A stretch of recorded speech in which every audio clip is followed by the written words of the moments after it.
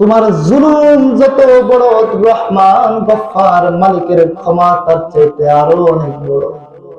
তোমার গুনাহ যদি হয় 1 আসমান পরিমাণ, তোমার গুনাহ যদি হয় 2 আসমান পরিমাণ, তো তোমার জন্য আল্লাহর মাগফিরাত 4 আসমান পরিমাণ।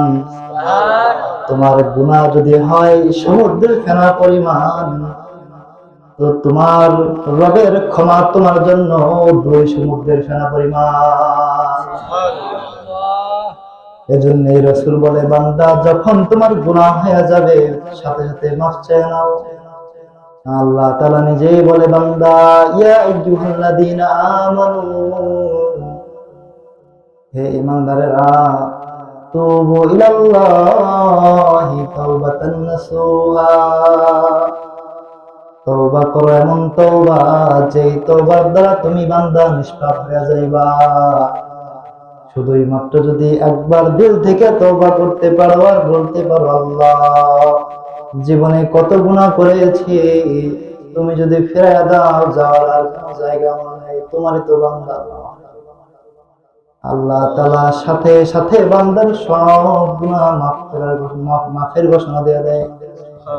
ফেরেশতাদেরকে বলতে থাকে, বান্দা তোমরাই তো, ও ফেরেশতা তোমরা তো বলেছিলা দুনিয়াতে মানুষ পাঠাইন না, মানুষ পাঠাইলে তো দুনিয়াতে ফিতনা ফাসাদ আর মারামারি বিশৃঙ্খলা করবে। এই যে দেখো না ফেরেশতা, আমার বান্দাগুলা ভিক্ষুকের মতো বৈশা আমি আল্লাহর কাছে ক্ষমা চাই, আমি আল্লাহর কাছে মাফ চাই। ও ফেরেশতারা তোমরা সাক্ষী থাকো, যে বান্দা একবার দিল থেকে পড়লো আস্তাগফিরুল্লাহ, যে বান্দা দিল থেকে একবার পড়ে আস্তাগফিরুল্লাহ ওয়া আতুবু ইলাইহি, আল্লাহ তাআলা ফেরেশতাদের সাক্ষী রাখা ঘোষণা করে, আমি আল্লাহ এই বান্দার সব গুনাহগুলো মাফ করে দিলাম।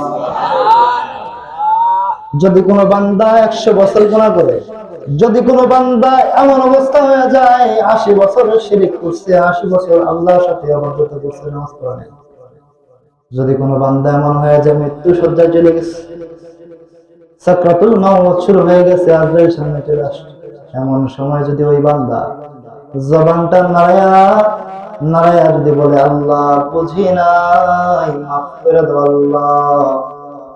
মৃত্যুর আগ মুহূর্তে যদি কোনো বান্দা এতটুকু জবান দিয়ে উচ্চারণ করে ফেলে, আল্লাহ বুঝি নাই, মাফ করে দাও, আল্লাহ তাআলা সাথে সাথে বান্দার 80 বছরের গুনাহ মাফ করে দিয়া নিষ্পাপ ঘোষণা করে দেয়। এটা হচ্ছে আল্লাহর উদারতা, আল্লাহর